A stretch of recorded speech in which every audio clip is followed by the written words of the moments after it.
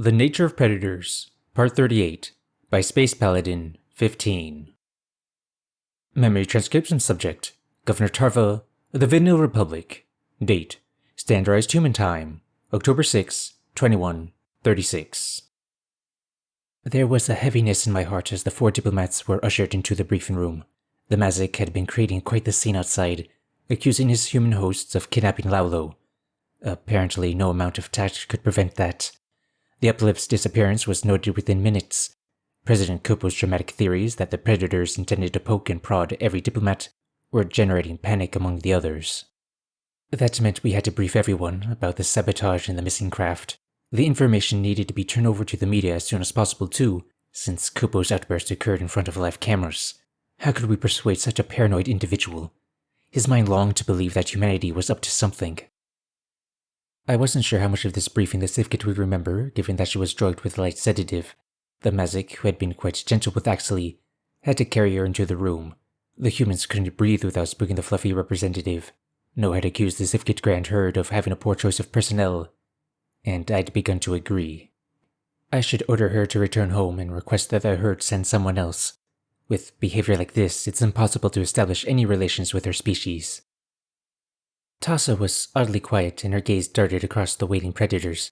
Despite her disdain for uplifts, her snooty attitude slipped when Lalo disappeared from the ranks. The Nevok had been trying to hawk her planet's refined metals and microchips to any Terrans that would listen, but now that interest had subsided. Even Chauson looked curious as why the Yoctul had vanished from their ranks, though he had more an inkling what was going on. We had told him in no uncertain terms that someone on the ship could be involved. A scientist of the Zerlin's intellect might put the pieces together.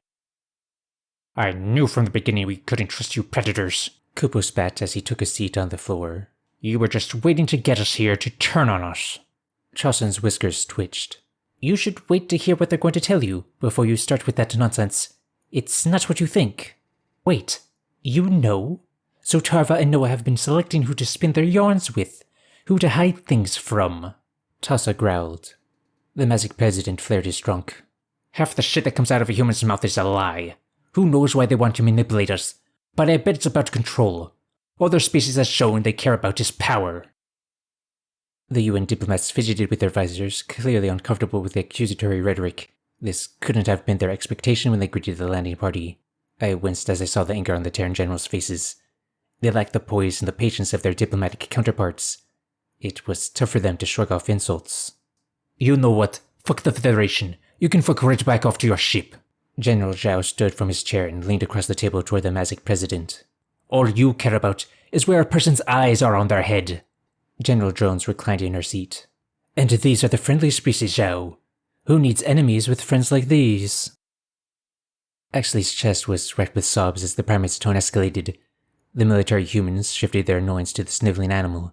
Their binocular eyes smoldered with indignation. The general's tolerance for predator bigotry had been tested for the last time. And you with the white pelt, you can't even look at us. Why are you here? The Chinese general spat. Jones bared her teeth, intentionally pointing them at the Sifkit. Get a grip, you're embarrassing your race. To be honest, if the brunt of a human's anger was directed at me, it would make me clam up too. When their jaw muscles were clenched, it showcased their flesh-tearing bite force. The lack of fur made the protruding bones and bulging veins more obvious. Translucent skin confined the rage bubbling beneath the surface. I can tell they're in control, but I don't think any other alien can. That is enough. All of you are acting like children, I screeched. Let's agree that we've all messed up in one way or another. We shared our information with Chauson because he's the only one not looking for an excuse to spout predator nonsense. You lot just proved my point. Noah squeezed my paw under the table. Also, you guys tend to freak out at the slightest sign of danger. It was hard enough to keep everyone calm on this ship. The Nevok diplomat sighed. You get one chance to explain yourselves. The truth. Anti-human plotters in the Federation tried to kill us with a cooling shaft malfunction. Russell's ship is missing, probably for the same reason, I replied. We're trying to figure out who's responsible and hold them accountable, Noah added. Tassa snorted. And you think it's the little primitive Laulo? The Terran ambassador tensed beside me. Clearly, recent events hadn't stopped his defensive reaction to any primitive jabs. I gave Noah a look that warned him not to interfere. He swallowed hard and inhaled a series of deep breaths.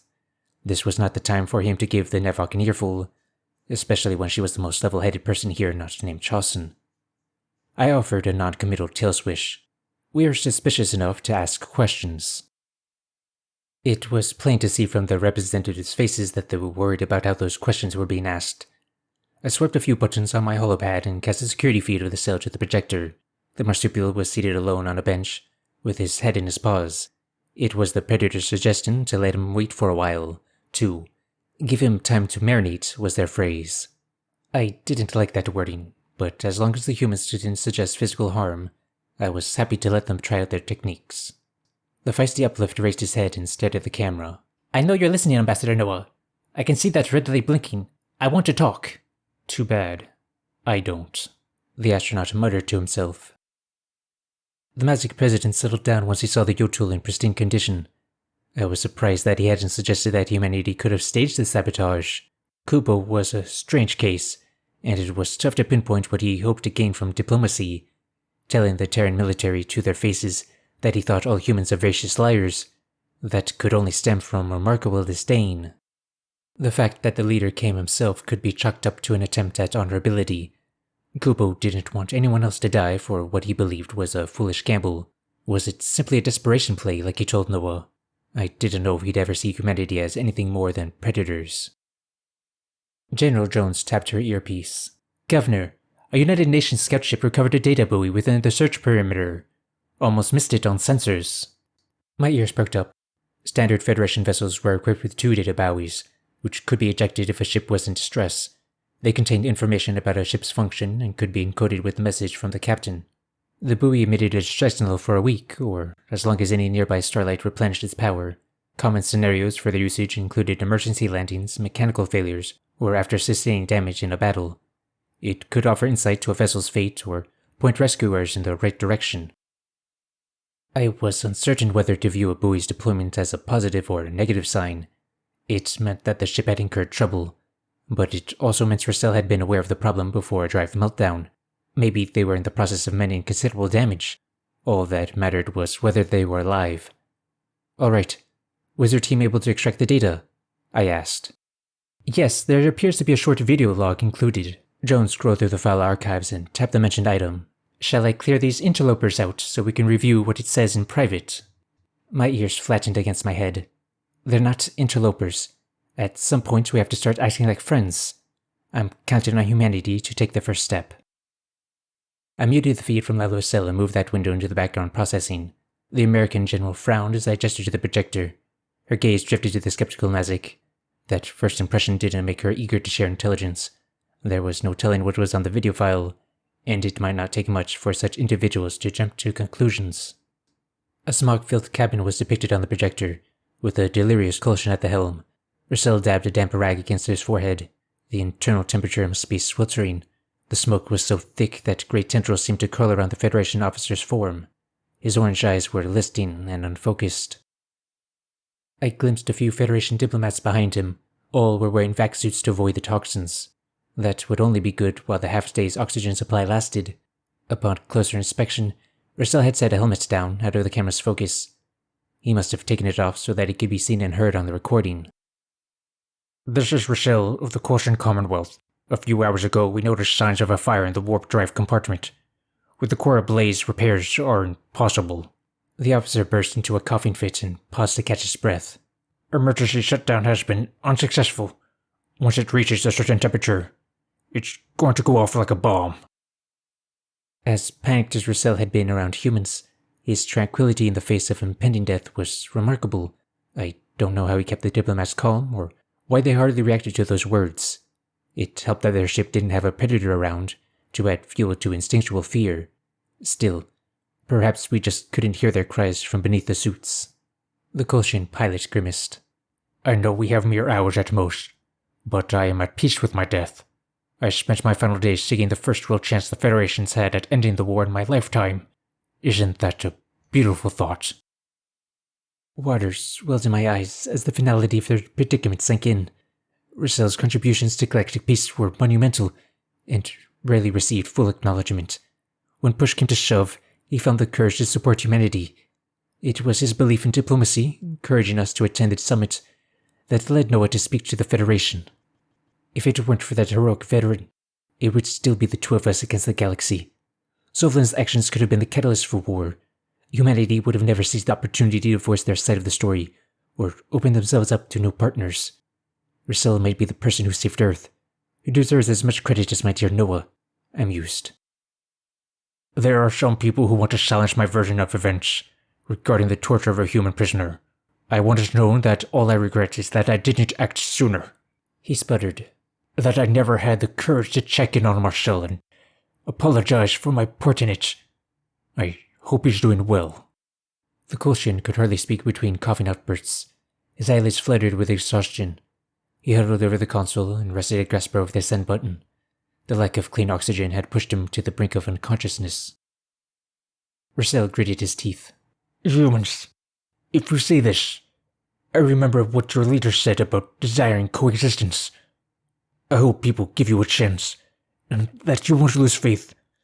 The things you endure would be too much for any other species.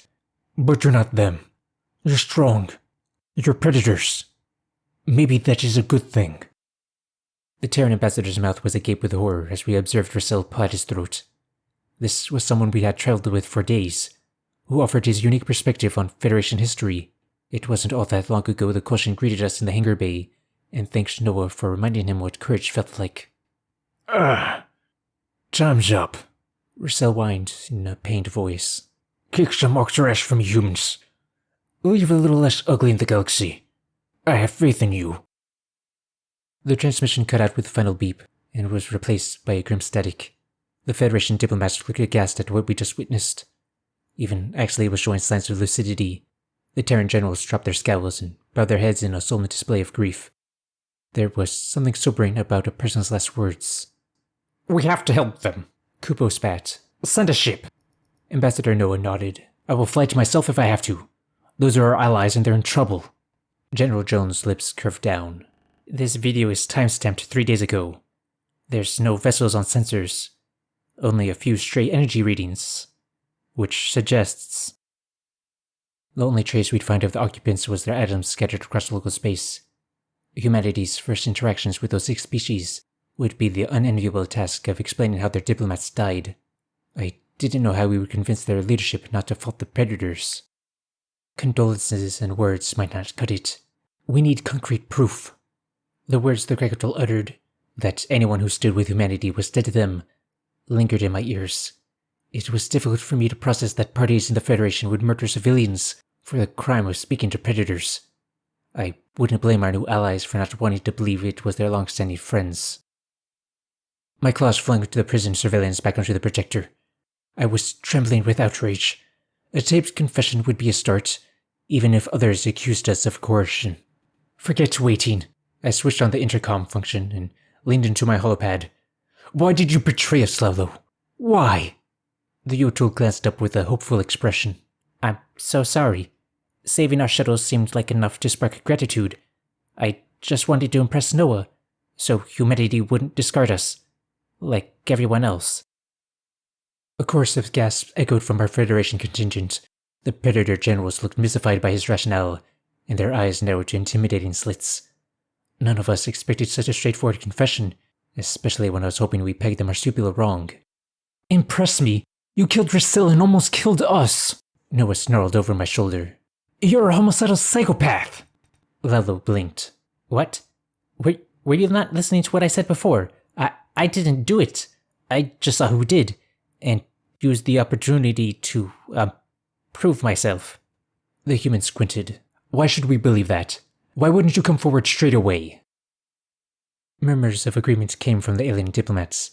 It was bizarre to see the Mazik nodding along to a Terran argument, but it was natural to suspect the Yotul's claim. On one paw, it seemed like a lousy attempt to dodge responsibility. On the other, it made more sense than an uplift plotting a complex technological scheme. The Takan representatives saw them too, and tried to intervene. Didn't you wonder why one friendly species never made it to the shuttle? Lalo hissed. Besides, we were on their territory. If I spoke up sooner, we would have never left Alpha. Confusion stirred in my chest. You're saying it was The Uplift swished his tail. The Kolshians wanted the human ambassador in his friend's stead. Not me. Who would have had unfettered access to the shuttles? Who planned the whole trip and saw Rosella as a loose end? I fell back on my haunches, stunned to silence. Those words synced with facts a little too perfectly. If Lalo was telling the truth, a touch DNA sweep by the Corps should corroborate it. However, it didn't add up. Why an influential species would grant humanity a public audience and seek a military alliance, only to kill us? Was it even possible for our predators to track down a Kolshian official and demand answers? Chief Nakonis was secure at the heart of Federation territory. As much as I wanted to avenge the fallen vessel, nothing good could come from blazing a trail of destruction. My expertise would focus on the diplomatic side, salvaging our relations with the victimized species. The choice of how to respond to a personal and cowardly attack belonged to the humans.